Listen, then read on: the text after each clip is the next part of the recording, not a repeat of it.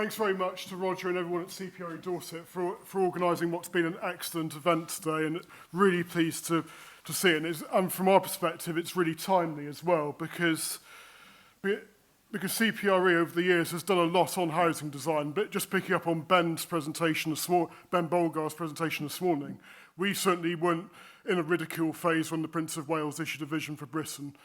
What he said then echoed a lot of what CPRE has been saying over many years, and has given us a lot of inspiration in turn.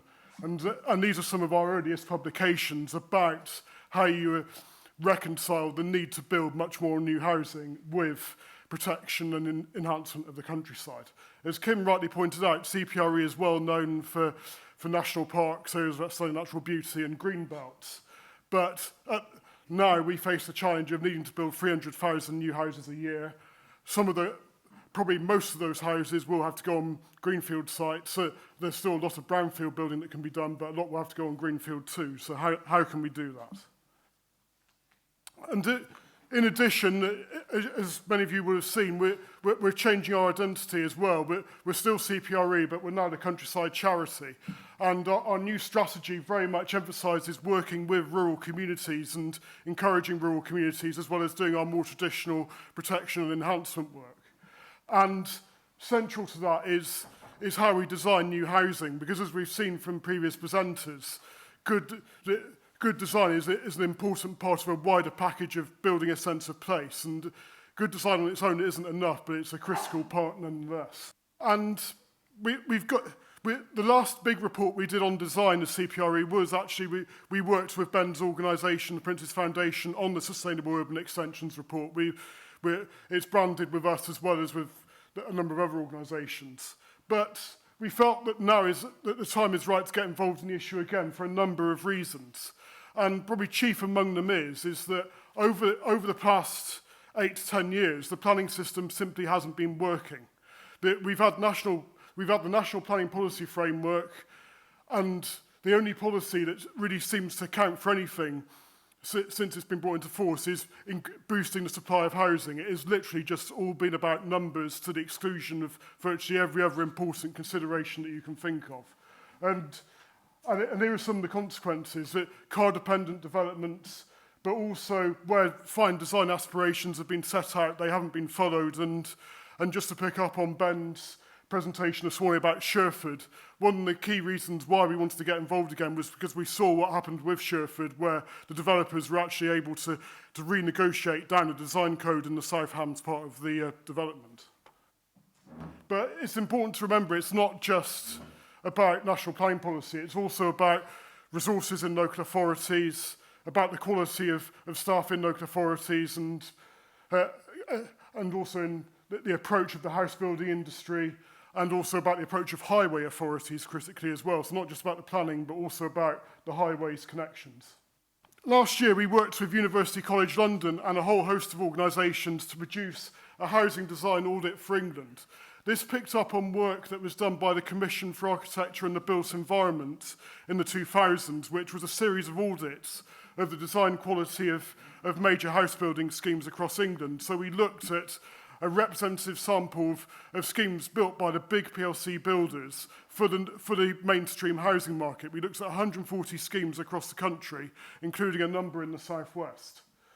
And since CABE was abolished in 2010, no one has been doing this work, and we felt that now, with the establishment of the Building Better, Building Beautiful Commission, now is the right time to update this work and see what we found. And the results were very concerning. Although overall, nationally, we did find that there had been some improvement in design quality, this was from a very low base indeed, where the vast majority of schemes that were being permitted should never have been given permission in the first place. And equally now, if the NPPF says that permission should be refused for design that's of a poor quality or fails to respond to its context, then it's still the case that 75% of new build housing schemes should have been either refused or substantially renegotiated before they were given permission. And what's also particularly interesting in the context of the southwest region is that design quality gets worse the further away you get from London. This isn't a new issue in this country. It's been going on probably way back into history, actually. but it was very noticeable in this study as well. And it's not just about maybe cash-strapped local authorities in the Midlands and the North, as perhaps you might think. It's also the case in the South West as well that the design quality is noticeably poor. And these are the schemes we looked at in the South West. We didn't look at any in Dorset, but we did look at a number in Devon and a number in Wiltshire. And the conclusions we drew, I feel, are very representative because also, alongside the work we've done, some of you may be aware that another organisation called Transport for New Homes has done some work about the transport qualities of a number of new developments, particularly in Western Wiltshire.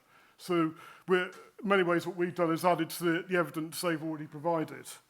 And in terms of the South West, the evidence is damning because the region is well towards the bottom of England as a whole in terms of design quality. It's well below even the mediocre national average. And why is this the case? Well, in terms of our design audit, we found that was for a number of reasons. And the key ones were the architectural response. The schemes that were being built were identikit schemes that you could see anywhere, had no sense of place. Also, management of green space as well. Really good to see from previous presenters highlighting the role of green space in Poundbury. That was something I've really noticed from going there myself, the success of the green spaces there. But it's an outlier in terms of the new developments we typically get in the South West, where the green space is typically very poorly managed. And also transport issues. Again, a lot of developments, very car dependent, very difficult to find your way around, difficult to walk or cycle because it's dominated by inflexible engineering standards.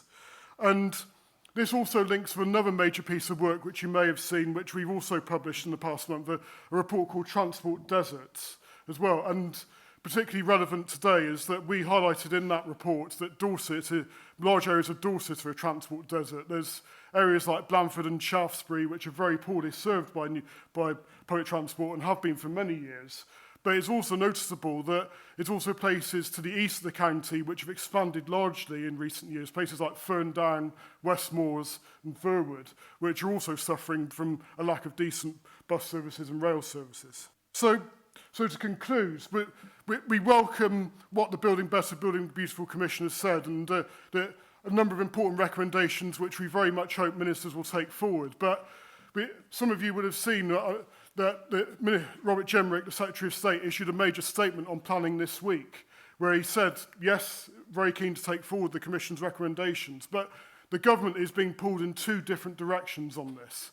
On the one hand, the pressure for good design, that looks like they want to do something, but on the other hand, there's still very strong pressure for deregulation of the system, still pressure for just releasing more land, regardless of whether it's suitable or not, or whether the housing built will be of good quality. Still a lot of pressure for a faster system, regardless of the consequences. And we need to put pressure on the government to go with the Building Better Commission's recommendations, but also to make sure that local authorities have the resources to get good quality developments, and also to put the expectation on house builders and landowners to some degree as well, to actually not settle for mediocrity and poor developments, but to actually create, as Kit Morehouse would say, the conservation areas of the future. We need the planning white paper, which is expected in the summer, to go the right way, because it could go one of two ways at the moment, and we need to put the pressure on the government. So I hope that you will get involved with CPRE if you're not involved already, and help us put pressure on the government to make the right decision in this respect. Thank you.